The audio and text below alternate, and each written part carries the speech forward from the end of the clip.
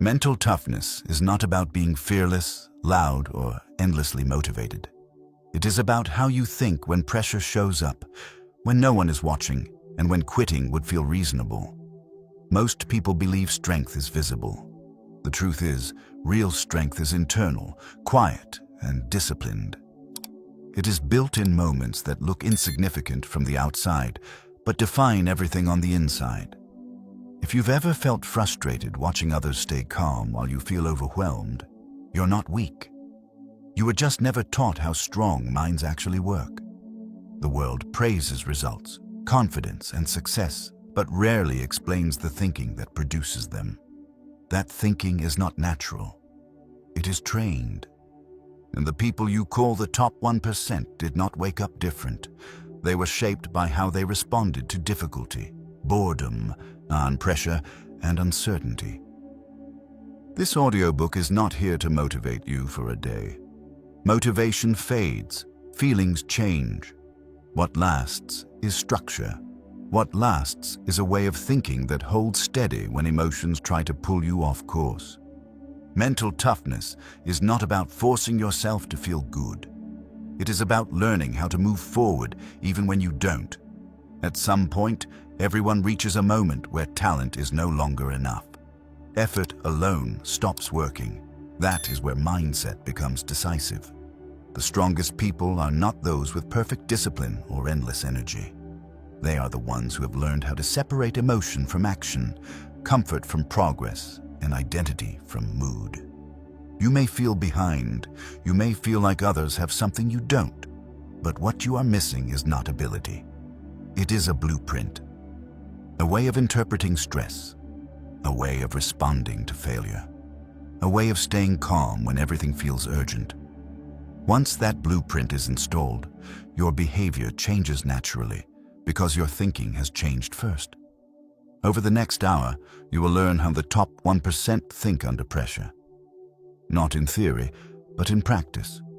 You will see how they train their mind to stay steady, how they deal with boredom, how they handle isolation, and how they build resilience without drama or noise. These are not tricks. They are mental standards repeated daily until they become identity. This is not about becoming better than others. It is about becoming harder to break, harder to distract, harder to pull off your path. Mental toughness does not announce itself.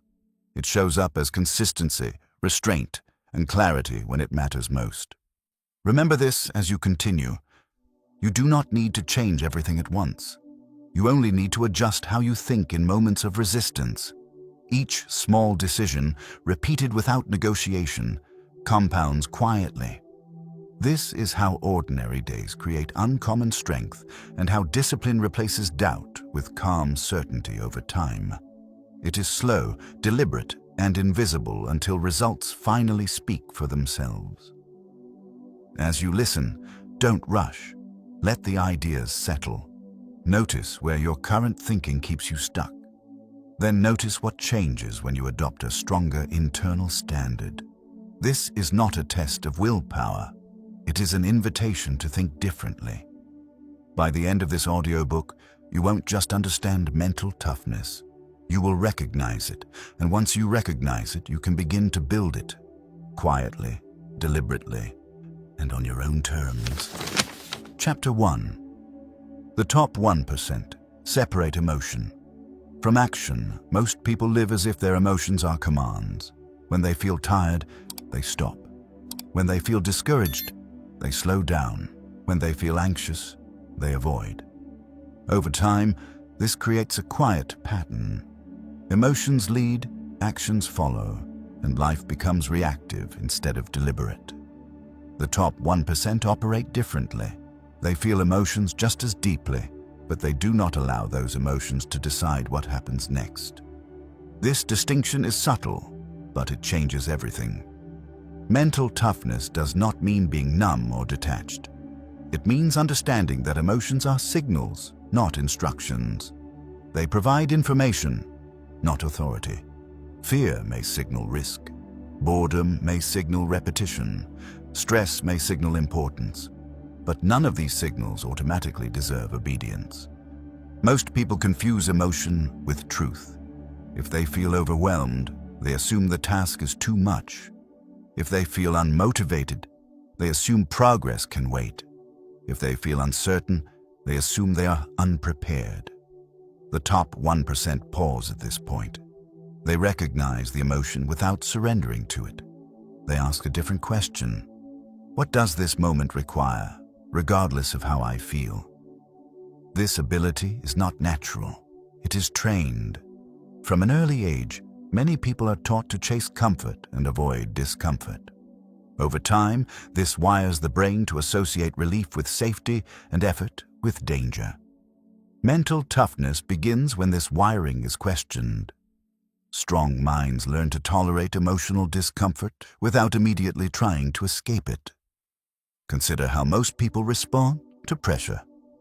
The moment pressure rises, they speed up mentally. Thoughts scatter. Decisions become impulsive. They either overreact or shut down. The top 1% slow down instead, not because pressure disappears, but because they have trained themselves to create space between feeling and acting. That space is power. In that space, emotion can be observed rather than obeyed. Anxiety becomes a sensation, not a steering wheel. Frustration becomes noise, not direction. This does not happen through positive thinking or self-talk. It happens through repetition, through choosing action even when emotion resists. The strongest performers understand a simple principle. Feelings are temporary, standards are permanent. If action depends on feeling ready, progress becomes inconsistent. If action depends on standards, progress becomes inevitable. And the top 1% act according to pre-decided rules, not momentary moods. They do not ask, "Do I feel like doing this?" They ask, "Is this what I decided matters?" This shift removes negotiation from daily life. When emotion is in charge, every task becomes a debate. When standards are in charge, action becomes automatic. This is why mental toughness often looks boring from the outside. There is no drama, no inner dialogue, no visible struggle, just execution. Separating emotion from action does not mean ignoring emotion. It means placing it in the correct position. Emotions belong in awareness, not leadership. They can be acknowledged, named, and allowed to exist without being allowed to interfere. The top 1% are deeply aware of how they feel. They simply refuse to let those feelings interrupt momentum. When discomfort shows up, they expect it. When resistance appears, they recognize it as part of the process. Nothing about this surprises them because they have already accounted for it. This is why their discipline appears calm rather than forced. They are not fighting themselves every day. They have already made peace with the fact that progress often feels uncomfortable. Once that acceptance is in place, emotion loses much of its leverage. Think about how many goals fail not because of difficulty, but because of emotional friction. The task becomes uncomfortable, boring, or uncertain, and action stops. Not because it cannot be done, but because it no longer feels good. The top 1% see this clearly. They understand that the moment emotion demands relief is often the moment growth is happening. Instead of asking how to feel better, they ask how to stay aligned. Alignment is the key word. When action is aligned with long-term identity rather than short-term emotion, consistency becomes possible. You stop trying to feel motivated and start acting in accordance with who you are becoming. This is where mental toughness begins to solidify. Each time action is taken without waiting for emotional permission, the mind learns a new lesson. I am not controlled by how I feel. Over time, this creates confidence that does not rely on mood. Calm replaces urgency. Clarity replaces inner noise. Importantly, this does not make life easier. It makes it simpler. Fewer internal arguments, fewer emotional detours, fewer days lost to hesitation. When emotion and action are separated, Energy stops leaking into unnecessary reactions. The top 1% conserve their emotional energy. They do not waste it on internal debates or self-justification. They move, then let emotion catch up later. This creates a sense of inner stability that others mistake for confidence or talent. In reality, it is trained restraint. You do not need to suppress emotion to do this. You only need to delay obedience. Let emotion speak, but do not let it vote. Let it pass through awareness while action continues forward. This chapter is not asking you to become cold or rigid. It is asking you to become deliberate, to recognize that feelings will rise and fall regardless of what you do, but progress only happens when action is consistent. Mental toughness begins the moment you stop asking emotion for permission. When you decide that action will be guided by standards, values, and long-term direction, not by comfort or mood. The top 1% are not emotionally stronger. They are emotionally unentangled. They feel everything, but they choose carefully. And that choice, repeated daily, is what makes them resilient when others stall. This is the foundation. Everything else builds on this separation. Without it, discipline collapses under pressure. With it, pressure becomes manageable. Not because it disappears, but because it no longer decides. Chapter 2. Mental toughness is built in boring moments. Most people believe mental toughness is forged in extreme situations. They imagine pressure, crisis, or dramatic challenges as the moments that define strength. In reality, those moments only reveal what was built long before. The foundation of mental toughness is not intensity. It is repetition. It is formed quietly, in ordinary days, during moments that feel dull, predictable, and uninspiring. This is where most people lose. When life becomes routine, their effort fades.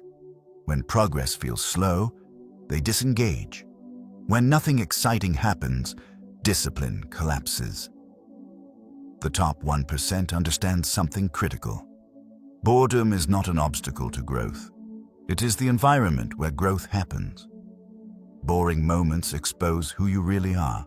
Not anyone can act with urgency when emotions are high. Anyone can push when adrenaline is present. But when there is no external pressure, no audience, and no immediate reward, behavior becomes honest. That is why the strongest minds do not wait for motivation. They rely on systems that function regardless of how the moment feels. Mental toughness is built when you show up without stimulation, when the task feels repetitive, when there is no... But mental toughness is the ability to stay engaged even when the brain is asking for relief. The difference is not willpower. It is an expectation. The top 1% expect the process to feel boring at times. They do not interpret monotony as a signal to stop. They see it as confirmation that they are doing real work. When progress is slow and uneventful, they understand they are in the right place. Most people confuse boredom with inefficiency. They assume that if something feels dull, it must not be working. The truth is the opposite. Repetition without excitement is often what creates lasting change. Skills compound quietly. Strength accumulates invisibly. Consistency does not announce itself. This is why mental toughness looks unimpressive during its construction phase. There is no rush, no surge, no emotional payoff. Just small actions repeated without negotiation. The top 1% are willing to live in this phase longer than others. They do not chase stimulation, they protect rhythm. When you rely on excitement, your performance becomes unstable.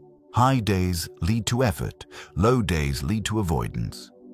Over time, this creates inconsistency and frustration. The top 1% remove this volatility by standardizing behavior. The action happens whether the day feels good or not. This is how boredom becomes a training ground. Each time you complete a task without emotional engagement, you reinforce a powerful identity. Someone who does not need entertainment to execute. Someone who does not require constant reward to remain disciplined. That identity compounds. Boring moments also remove ego from the equation. There is no applause, no comparison, and no external validation. You're left alone with your standards. This is uncomfortable for most people, which is why they seek noise. The top 1% stay. They understand that distraction is often disguised as relief. When boredom shows up, most people scroll, talk, consume, or quit. Each escape weakens discipline. Each escape teaches the brain that discomfort leads to avoidance. Over time, this pattern erodes mental strength. The strongest minds reverse this association. They teach the brain that boredom is not dangerous, that staying present does not require excitement. This creates a calm resilience that holds under pressure later because the mind has already learned how to endure quiet discomfort. This is where long-term advantage is built.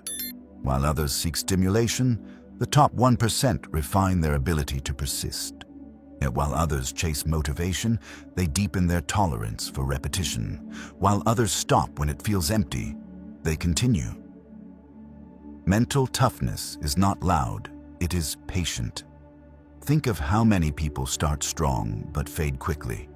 The beginning is exciting. Progress feels fast. Then the plateau arrives. Improvement slows. Feedback disappears. This is where discipline either matures or collapses. The top 1% are prepared for this phase. They do not panic. They do not pivot. They stay. Staying is a skill. Every boring repetition strengthens trust in yourself. It proves that your commitment does not depend on feeling inspired. It creates internal reliability. You begin to know that you will act even when the moment offers nothing in return. This is deeply stabilizing. Over time, this changes how pressure is experienced. When challenges arise, they feel familiar rather than threatening. You have already trained in less stimulating conditions. Pressure becomes another environment, not an emergency. This chapter is not about forcing yourself to love routine. It is about respecting it, recognizing that boredom is not something to escape, but something to use. It is neutral. It only becomes negative when you expect entertainment from progress. The top 1% do not romanticize hard work. They normalize it. Should they remove emotion from the equation and let repetition do the work? Mental toughness is built quietly, when nothing seems to be happening, when effort feels ordinary, when results are delayed. Those who endure this phase emerge with a strength that does not fluctuate. This is why consistency beats intensity, and why boredom, properly understood, becomes one of your greatest training tools. Chapter 3. The top 1% don't argue with reality. One of the fastest ways people drain their mental energy is by arguing with what already exists. They replay events in their head, question fairness, and resist circumstances they cannot change. This internal resistance feels justified, but it quietly weakens mental toughness. The top 1% do not waste strength this way. They accept reality quickly, not because they like it, but because clarity is more useful than comfort. Most people believe acceptance means giving up. In truth, acceptance is the beginning of control. When you stop fighting reality, you free up the mental resources needed to respond intelligently. Mental toughness is not about liking the situation you are in. It is about working with it instead of against it. Arguing with reality usually sounds like this. This shouldn't have happened. It's unfair. If things were different, I'd be fine. These thoughts feel natural, but they lock the mind into a passive position. The moment you focus on how things should be, you lose focus on what can be done. The top 1% recognize this pattern immediately. When something goes wrong, they feel frustration, but they do not dwell in it. They move directly to a more productive question. Given this reality, what is my next move? That question changes everything. Reality does not respond to emotion. It does not negotiate. It does not adjust to preference. The strongest minds understand this early. They do not personalize setbacks or interpret obstacles as insults. They treat reality as neutral information. Conditions exist. Constraints exist. Their task is to adapt. This mindset removes unnecessary suffering. Pain may be unavoidable, but resistance is optional. When you argue with reality, you double the cost of difficulty. You experience the challenge itself, plus the mental exhaustion of resisting it. The top 1% eliminate the second cost. This is why they appear calm in situations that unsettle others. They are not calmer because life treats them better. They are calmer because they stopped expecting reality to cooperate. Once expectations are realistic, frustration loses its grip. Most people burn energy wishing circumstances were different. Strong minds invest energy in adjusting behavior. This is not optimism, it is practicality. Acceptance creates speed. The faster you accept what is, the faster you can act. Delay often comes from emotional resistance, and not from lack of options. When the mind stops protesting, movement begins. The top 1% train themselves to recognize when they are slipping into complaint. Complaining feels productive, but it rarely is. It creates the illusion of engagement without producing progress. Strong minds replace complaint with assessment. What changed? What remains under control? What needs to happen next? This approach builds resilience over time. Instead of being destabilized by setbacks, the mind becomes accustomed to recalibration. Plans change. Conditions shift. Nothing breaks. You adjust and continue. This is especially important under pressure. Pressure exposes how much emotional attachment you have to outcomes. When things do not go according to plan, emotional reactions intensify. The top 1% are prepared for this. They understand that plans are temporary, but principles are stable. They do not cling to a specific path. They stay committed to direction. This flexibility is often mistaken for detachment. In reality, it is strength. When you are not emotionally attached to how progress must look, you remain effective even when circumstances shift. You are not thrown off balance by deviation. Arguing with reality often stems from ego. The mind resists admitting that something did not work, that a mistake was made, or that control was limited. Mental toughness requires humility, not self-criticism, but accurate self-assessment. The top 1% are willing to say, "This didn't go as planned," without adding judgment. No self-pity, no drama, just information. That information becomes the basis for better decisions. This habit creates a sense of internal stability. When reality changes, identity does not collapse. You are not defined by outcomes, only by response. This allows you to stay grounded even in uncertainty. Over time, this approach reshapes how challenges are perceived. Problems stop feeling personal. They become logistical, something to be solved rather than something to be endured. This reduces emotional load and preserves focus. It also builds trust in yourself. Each time you face reality without resistance, you prove that you can handle things as they are, not as you wish they were. This quiet confidence compounds. Many people wait for ideal conditions to act. The top 1% act within imperfect conditions. They understand that waiting for comfort is another form of avoidance. Progress happens in constraint, not in ease. This chapter is not encouraging passivity. It is encouraging precision. Accepting reality does not mean accepting defeat. It means accepting the starting point. From there, everything becomes clearer. Once you stop arguing with what exists, your energy returns. Decisions sharpen. Emotional noise fades.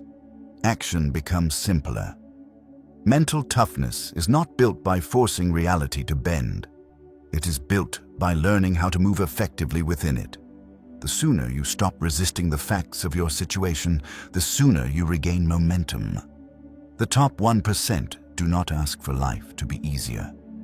They adjust themselves to meet what is in front of them, and because of that, very little is able to break their focus or slow their progress. This is the quiet power of acceptance. Not surrender, but alignment. When you align with reality, you stop wasting strength and start using it. Chapter 4. They train their mind to stay calm. Under pressure. Pressure is where most people lose access to their best thinking. As stress increases, the mind accelerates. Thoughts overlap. Urgency replaces clarity. Decisions become reactive rather than intentional. This is not a character flaw. It is a biological response. But the top 1% do not leave this response untrained. They understand that calm is not a personality trait. It is a skill. Most people assume that calmness is something you either have or you don't. They believe some people are naturally composed, while others are simply anxious under pressure. The truth is simpler and more uncomfortable. Calm must be practiced, and without practice, pressure will always take control. When pressure hits, the nervous system activates automatically. Heart rate rises. The breathing becomes shallow. Attention narrows. This response is useful for survival, but dangerous for decision-making. Under pressure, the mind wants speed, not accuracy. The top 1% recognize this and deliberately slow themselves down. They do not try to eliminate pressure. They train inside it. The key difference is awareness. When pressure appears, most people are pulled into it unconsciously. Their behavior changes before they realize what is happening. The top 1% notice the shift immediately. They feel the tension, the urgency, the tightening in the body. And instead of reacting, they regulate. This regulation begins with tempo. Calm is not the absence of stress. It is control over pace. When you slow your breathing, you slow your thinking. When you slow your thinking, you regain access to judgment. So the strongest minds train this response until it becomes automatic. They understand that pressure compresses time psychologically. Everything feels urgent. Everything feels immediate. Calm expands time. It creates the sense that there is room to choose rather than react. This is why calm people often appear confident under stress. Not because they know more, but because they can still think. Most people equate pressure with danger. The top 1% equate pressure with importance. This reframe changes the internal response. Instead of panic, there is focus. Instead of rush, there is precision. Calm under pressure is built long before high-stakes moments arrive. It is trained in small, controlled exposures. When something feels uncomfortable, they practice staying present. When something feels urgent, they practice slowing down. And these repetitions condition the nervous system to remain steady. Without this training, pressure hijacks behavior. With it, pressure sharpens performance. This is why emotional control is not about suppression. It is about regulation. The top 1% do not deny stress. They manage it. They allow the body to feel activation without letting the mind lose control. One of the biggest mistakes people make is trying to calm down by thinking their way out of stress. Under pressure, thinking becomes unreliable. The body must be addressed first. Breathing, posture, and stillness are the levers that bring the system back into balance. Strong minds know this intuitively. They breathe deliberately. They pause before speaking. They reduce unnecessary movement. And these small behaviors send a signal to the nervous system. There is no immediate threat. Once that signal is received, clarity returns. Calm creates authority. People trust those who remain composed. More importantly, calm allows you to trust yourself. When pressure no longer destabilizes you, decisions become cleaner. You stop overcorrecting. You stop chasing certainty. You act based on judgment rather than fear. The top 1% also understand that pressure exposes preparation. When the mind is calm, preparation becomes usable. When the mind is frantic, preparation disappears. Calm is what allows training, experience, and knowledge to surface when they are needed most. This is why panic is so costly. It does not just feel bad, it blocks access to competence. Over time, training calm under pressure creates a feedback loop. And each time you stay composed, confidence grows. Not confidence in outcome, but confidence in response. You begin to know that even if things go wrong, you will remain functional. This internal trust is a core component of mental toughness. It reduces fear of future challenges because you are no longer afraid of losing control. Most people seek certainty to feel calm. The top 1% reverse this. They cultivate calm so they can operate without certainty. This is a critical distinction. Certainty is fragile. Calm is durable. Pressure will always exist. Expectations, deadlines, responsibility, and risk are unavoidable. Mental toughness is not about escaping these forces. It is about developing the capacity to stay clear-headed within them. Calm does not mean slow action. It means deliberate action. It means choosing speed when speed is useful and restraint when restraint is required. Without calm, everything feels like an emergency. With calm, priorities become visible. This chapter is not about becoming passive or detached. It is about becoming effective when it matters. The ability to remain calm under pressure separates those who react from those who lead themselves. The top 1% train this ability daily, often without realizing it. They pause when others rush. They breathe when others tense. They think when others panic. Over time, this becomes their default state. Mental toughness is built in these moments, not by eliminating stress, but by mastering your response to it. When you can stay calm while others lose control, pressure stops being a threat and starts becoming an advantage. That advantage compounds quietly. Chapter 5. Mental toughness means delaying gratification relentlessly. One of the clearest dividing lines between average performance and exceptional strength is the ability to delay gratification. Most people understand this concept intellectually, but few live it consistently. They want progress, but they also want comfort. They want results, but they want them quickly. When those desires collide, comfort usually wins. The top 1% are different. They choose long-term power over short-term relief, again and again. Delayed gratification is not about deprivation, it is about priority. It is the decision to value future freedom more than present ease. This decision is rarely dramatic. It shows up quietly in daily choices that seem small but compound relentlessly over time. Most people live inside a short feedback loop. They act when they see immediate reward. When reward is delayed, effort drops. This makes sense from a biological perspective. The brain is wired to seek pleasure and avoid discomfort, but mental toughness requires overriding this wiring. The top 1% do not wait for reward to act. They act because the action itself aligns with who they are becoming. They understand that the most meaningful rewards are often invisible in the beginning. Strength, discipline, clarity, and self-trust do not announce themselves early. They arrive later, after many uncelebrated decisions. This is where most people quit. Not because the task is too hard, but because the payoff feels too far away. Delaying gratification requires faith in process, not blind faith. Safe but earned confidence that consistent effort produces results even when those results are not immediately visible. The top 1% have internalized this truth through experience. They have seen what happens when they stay patient while others rush. Short-term comfort is seductive. It promises relief now, but it almost always demands a price later. The strongest minds understand this trade-off clearly. They are willing to endure temporary discomfort to avoid long-term regret.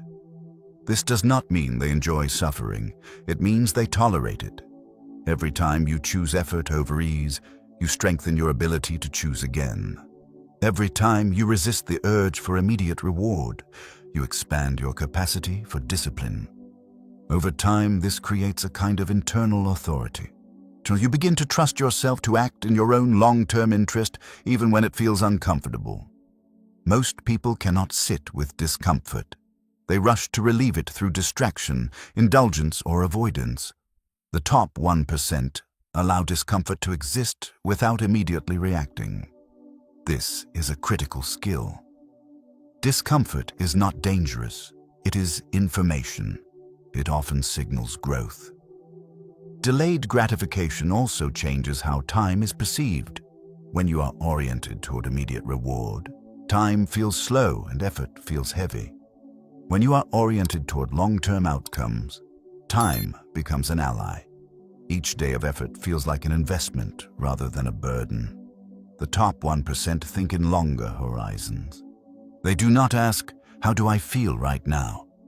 They ask, "What will this choice cost or create over the next year?" This question naturally filters decisions. Many temptations lose their appeal when viewed through a longer lens. This is why their discipline appears quiet and controlled. They are not constantly fighting impulses. They have trained themselves to see through them. The immediate reward loses power when it is recognized as a distraction from something more valuable. Delaying gratification also builds emotional stability. When your sense of satisfaction is not tied to immediate outcomes, your mood becomes less volatile. You stop riding emotional highs and lows. Progress becomes steadier. Confidence becomes grounded. Most people seek happiness through comfort. The top 1% seek fulfillment through alignment. They understand that comfort fades quickly, but pride in earned progress lasts. This pride is not arrogance, it is self-respect. This chapter is not asking you to eliminate pleasure from your life. It is asking you to put it in the right place. Pleasure enjoyed after effort feels different than pleasure used to escape effort. One strengthens you, the other weakens you. The strongest minds build structure around their days to reduce temptation. They do not rely on willpower alone.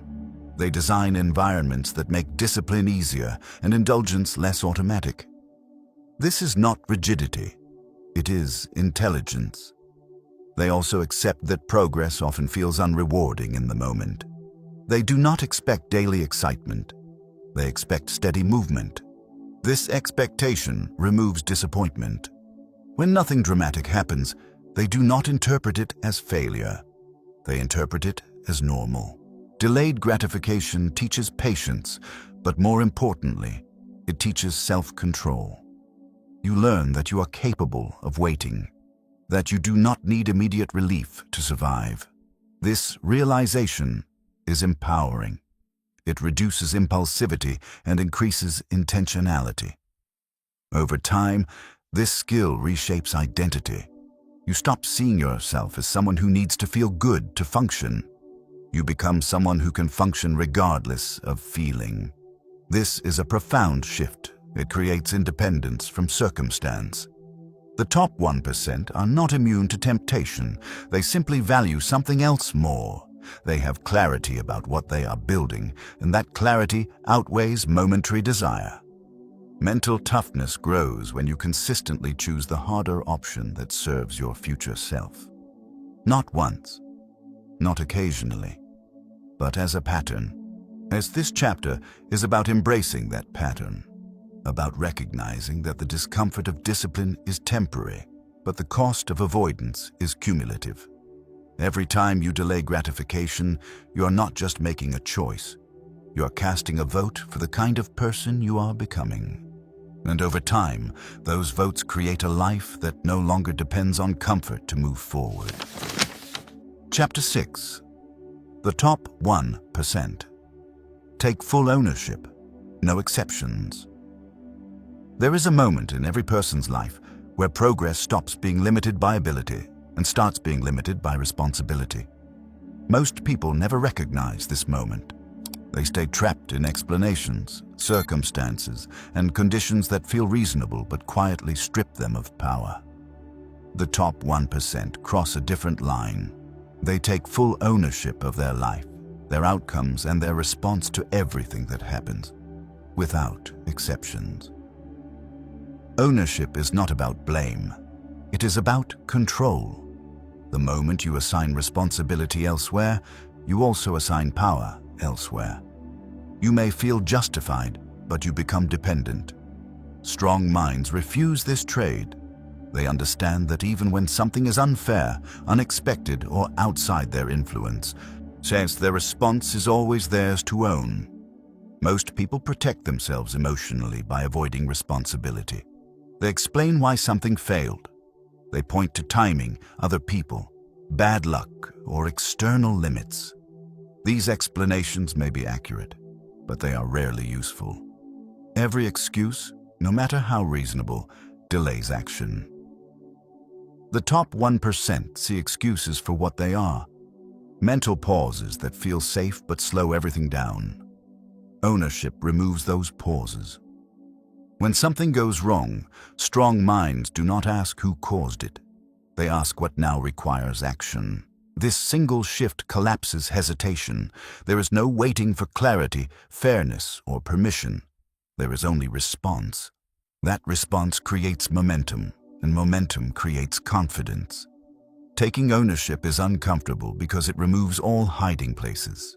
There is no one else to blame for inaction, no one else to wait on, no external condition to fix first. This discomfort is exactly why ownership is rare. Most people would rather be right than effective. The top 1% choose effectiveness. Ownership also eliminates emotional noise. When blame disappears, resentment fades. When resentment fades, focus returns. The mind becomes quieter and more decisive. This clarity is often mistaken for confidence, but it is actually responsibility in action. Strong minds understand that responsibility equals leverage. If something is yours to own, it is yours to change. Even in situations you did not create, there is always a portion you control. Your behavior, your preparation, your next move. That portion is where power lives. Most people underestimate how draining it is to feel powerless. Blaming external factors may feel relieving, but it creates helplessness over time. Ownership does the opposite. It restores agency. Even small acts of responsibility reinforce the belief that you can influence outcomes. This belief compounds. The top 1% do not wait to feel confident before taking responsibility. Confidence grows from responsibility taken, not avoided. Each time you face a situation directly, without excuses, your internal strength increases. You learn that you can handle discomfort without collapsing. Ownership also accelerates learning. When mistakes happen, strong minds do not defend their ego. They analyze. What failed? Why? What changes next time? This approach removes shame and replaces it with data. Progress becomes faster because energy is not wasted on self-protection. Most people confuse ownership with self-criticism. The two are not the same. Ownership is neutral. It does not attack identity. It focuses on behavior. You can take full responsibility without punishing yourself. In fact, punishment often blocks improvement. Assessment creates it. The top 1% separate responsibility from emotion. They do not spiral into guilt or frustration. They stay task-oriented. What needs to be done now? What can be adjusted? This practical mindset keeps them moving forward when others freeze. Ownership also strengthens discipline. When you accept that no one is coming to save you, priorities sharpen. Excuses lose their appeal. Action becomes non-negotiable. This does not make life harsher. It makes it simpler. There is less waiting and more doing. Many people believe they need motivation to act. And strong minds understand that responsibility comes first. Motivation follows action, not the other way around. Ownership initiates movement even when motivation is absent. The top 1% also recognize that ownership creates emotional independence. When you stop blaming others, you stop handing them control over your emotional state. Frustration no longer lingers. Disappointment does not derail you. You regain internal stability. This stability is critical under pressure. When stakes are high, blaming creates chaos. Ownership creates clarity. Even if the situation is unfavorable, strong minds remain composed because they are focused on response, not reaction. Over time, full ownership reshapes identity. You stop seeing yourself as someone things happen to. You become someone who responds. This shift changes how challenges are perceived. Problems stop feeling personal. They become logistical, something to address rather than endure. Ownership also removes entitlement. Entitlement expects results without effort. When expectations are unmet, frustration grows. Ownership expects effort regardless of outcome. This removes bitterness and increases resilience. The strongest minds understand a hard truth. Even when you are not responsible for the problem, you are still responsible for the solution. This is not fair, but it is empowering. Fairness does not create progress. Responsibility does. This chapter is not about carrying unnecessary weight. It is about carrying the right weight. When you accept full ownership of your actions and decisions, you stop feeling at the mercy of circumstances. You stand upright in your own life. The top 1% do not outsource responsibility for their growth. They do not wait for ideal conditions, support, or validation. They act because they have decided to be the kind of person who acts. Mental toughness deepens the moment you stop explaining and start responding. When ownership becomes your default, momentum becomes inevitable. And once momentum takes hold, very little can stop you from moving forward. Chapter 7. They are comfortable. Being alone and misunderstood. One of the quiet strengths of the top 1% is their comfort with standing alone. Not physically isolated, but mentally independent. While most people seek agreement, reassurance, and validation, the strongest minds learn how to function without them. They understand that clarity often requires distance, and that progress rarely looks popular in the beginning. Most people are deeply influenced by the opinions around them. Approval feels safe. Disapproval feels threatening. This creates a constant pull toward conformity. Choices are softened to avoid judgment. Ambitions are reduced to fit expectations. Over time, this erodes personal direction. The top 1% notice this pressure early and make a different decision. They stop outsourcing their sense of right and wrong. Being misunderstood is uncomfortable. It creates uncertainty and social friction. But mental toughness grows when you learn to tolerate that discomfort without retreating. The strongest minds do not need to be constantly explained or agreed with. They are grounded in their own standards. This does not mean they are arrogant or dismissive. It means they are internally anchored. They listen, consider, and decide independently. When their path diverges from the crowd, they do not panic. They accept that alignment with others is temporary, but alignment with purpose must be stable. Most people fear being alone because silence removes distraction. Without constant feedback, the mind is left with itself. Doubts surface. Insecurities speak louder. This is why many seek noise, conversation, and validation. The top 1% stay in the quiet. They learn to listen inward without immediately reacting. Solitude sharpens perception. When external voices fade, internal signals become clearer. Priorities emerge. Values solidify.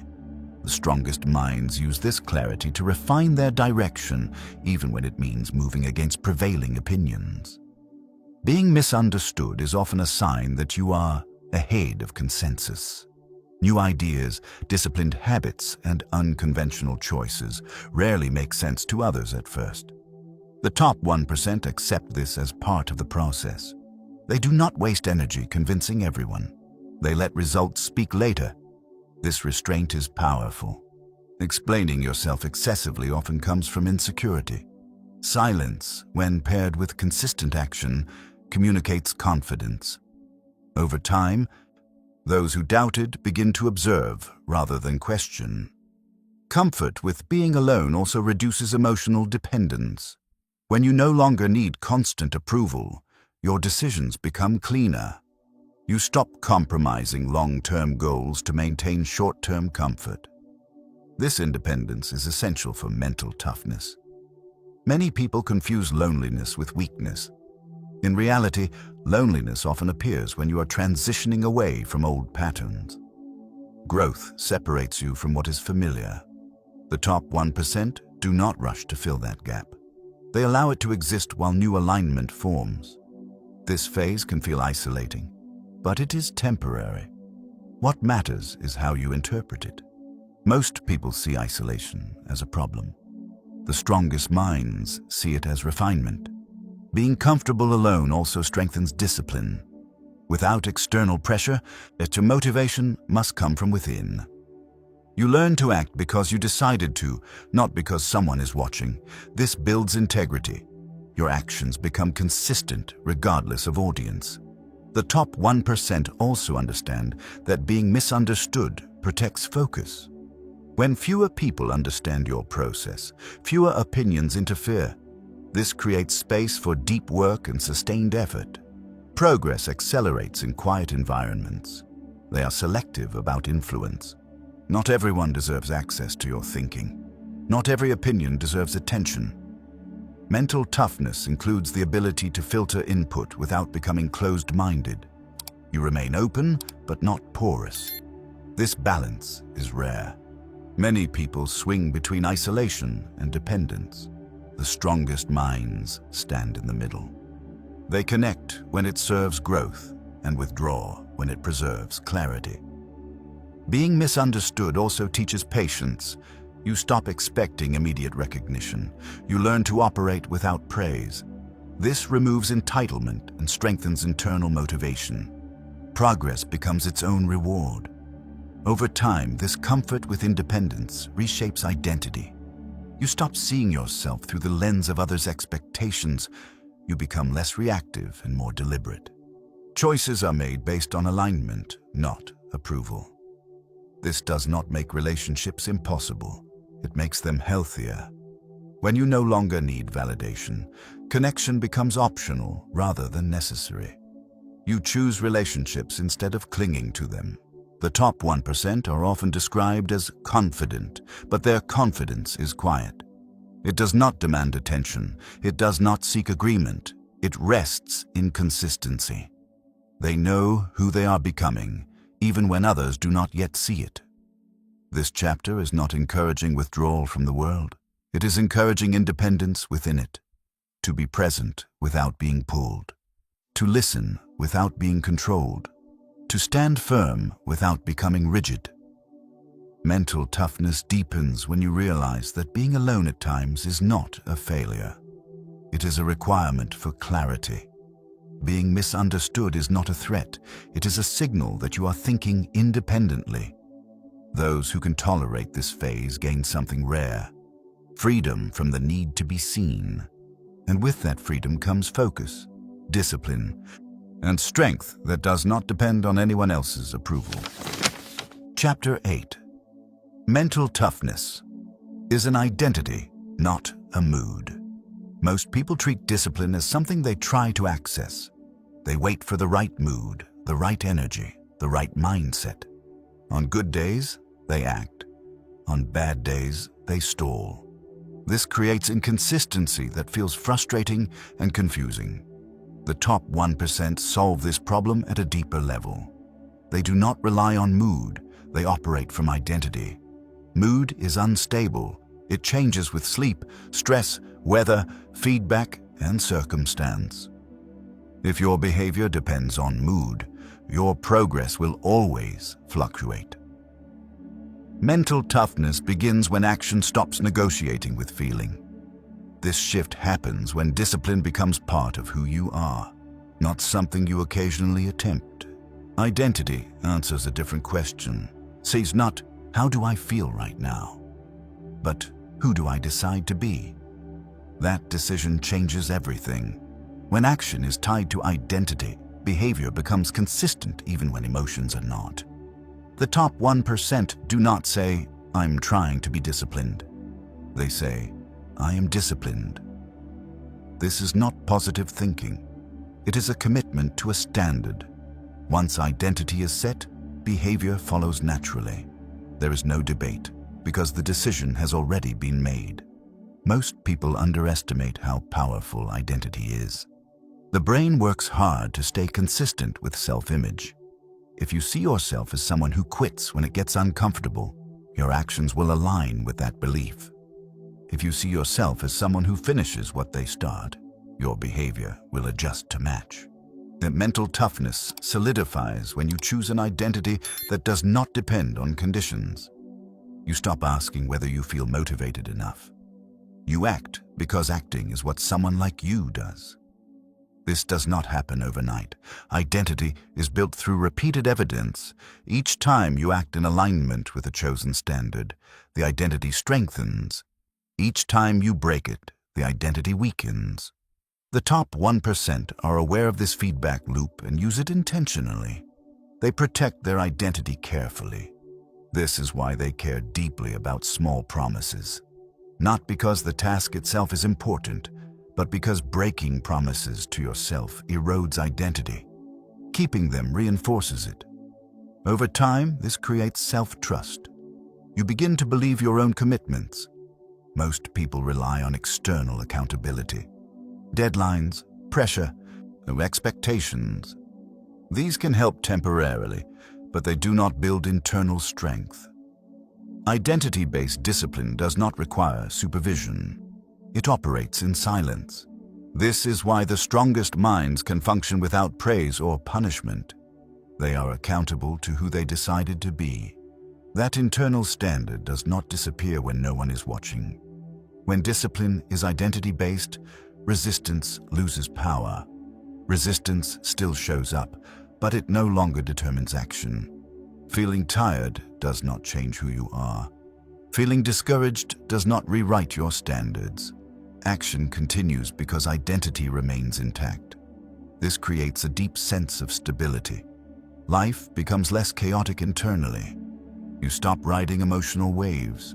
You act from principle rather than impulse. This is one of the most underrated benefits of mental toughness. Identity also simplifies decision-making. When faced with a choice, you do not analyze endlessly. You ask a simple question: what would someone like me do here? That question cuts through noise. It aligns action with long-term direction. The top 1% also understand that identity must be protected from erosion. They are careful with language. The words you use reinforce self-image. Saying, I'm lazy, or I have no discipline, may feel honest, but it strengthens an identity you may not want. Strong minds speak carefully, not to impress others, but to maintain internal alignment. This is not about pretending. It is about choosing consciously. Identity-based mental toughness also changes how setbacks are handled. Failure does not become proof of inadequacy. It becomes a momentary deviation. The identity remains intact, which allows faster recovery. You correct course instead of collapsing. Most people interpret mistakes as personal flaws. The top 1% interpret them as data. Their identity is not fragile, because it is built on commitment, not perfection. This chapter brings everything together. Emotion no longer controls action. Boredom no longer disrupts consistency. Reality no longer creates resistance. Pressure no longer causes panic. Delayed gratification becomes natural. Ownership becomes default. Solitude becomes manageable. All of this is possible because identity anchors behavior. Mental toughness is not something you turn on. It is something you live as. When you operate from identity, motivation becomes unnecessary. You do not need to feel inspired to act. You act because this is how you operate. This is who you are. The top 1% are not constantly pushing themselves. They are expressing themselves. Their discipline is not forced. It is aligned. Over time, this alignment creates momentum that feels effortless from the outside. This does not mean life becomes easy. It means it becomes coherent. Your actions match your values. Your habits match your goals. Your behavior matches your identity. That coherence reduces internal conflict and frees energy.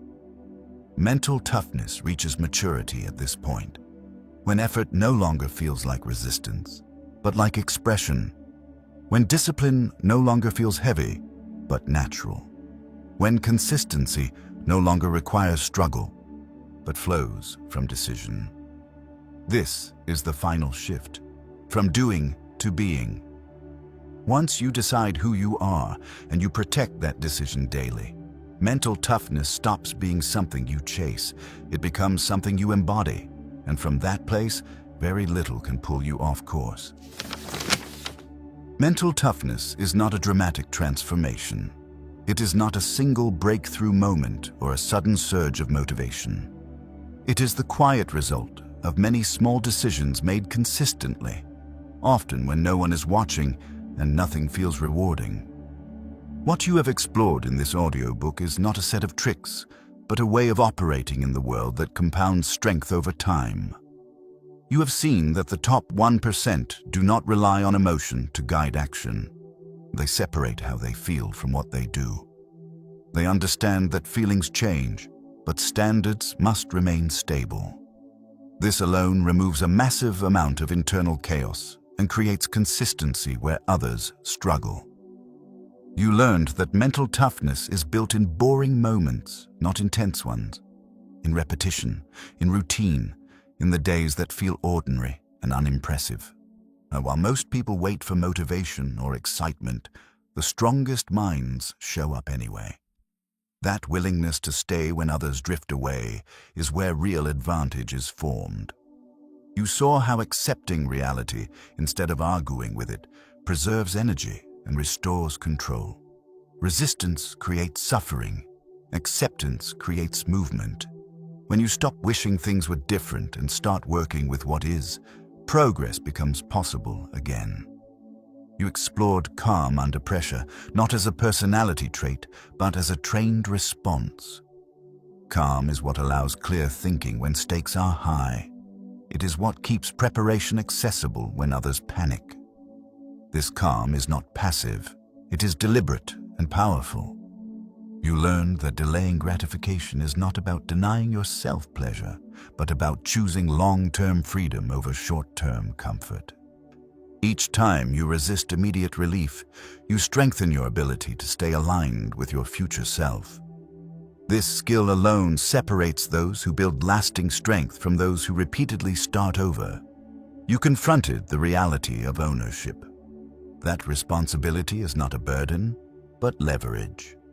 When you stop blaming and start responding, momentum returns. You become harder to stop because you no longer wait for conditions to be perfect. You recognize the importance of being comfortable alone and misunderstood. Growth often requires separation from familiar approval. The ability to stand by your standards without constant validation creates independence, clarity, and focus. And finally, you understood that mental toughness is an identity, not a mood. When discipline becomes part of who you are, not something you try to access, consistency becomes natural. Action no longer depends on motivation. It flows from decision. None of this requires perfection. Mental toughness is not about never failing or never feeling weak. It is about returning to your standards faster each time you drift. It is about responding instead of reacting, adjusting instead of quitting. From this point forward, the work is simple, but not easy.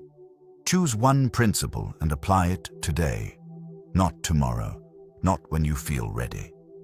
Today, small, repeated actions are enough. You do not need to overhaul your life. You only need to act differently in moments of resistance.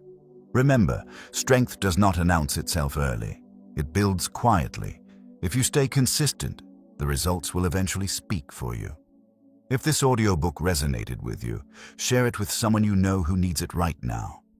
Someone who feels stuck, overwhelmed, or unsure of themselves. Sometimes, the right idea at the right moment can change how a person sees their own potential. Thank you for spending this time investing in your mind. Stay disciplined, stay calm, stay aligned, and continue building the kind of mental toughness that cannot be taken from you. We'll meet again in the next audiobook.